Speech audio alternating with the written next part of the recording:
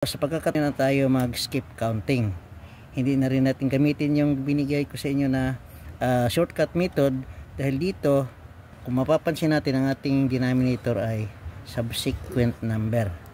Ibig sabihin magkasunod ang number, 6 and 7.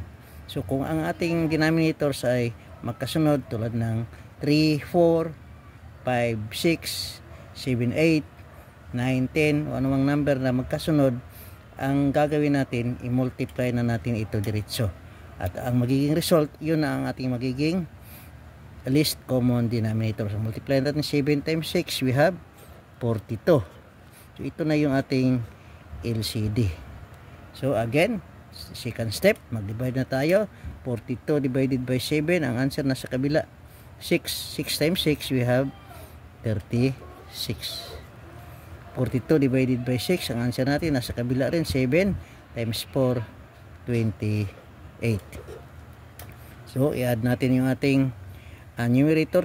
36 plus 28, we have 64.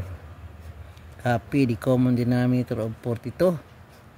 Then add natin yung ating whole number. 9 plus 3, so we have 12. So, ang ating fraction ay 12/64 over 42.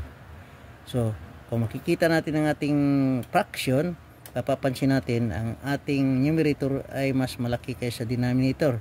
So, ibig sabihin, ang fraction na ito ay improper fraction. So, gawin nating proper fraction. I-divide natin. So, 64 divided by 42. So, ilang 42 ba sa 64? 1 times 42, we have 42. Subtract natin, we have 2 and we have 2. So distribute na naman natin ang ating whole number, yung ating quotient, whole number 1.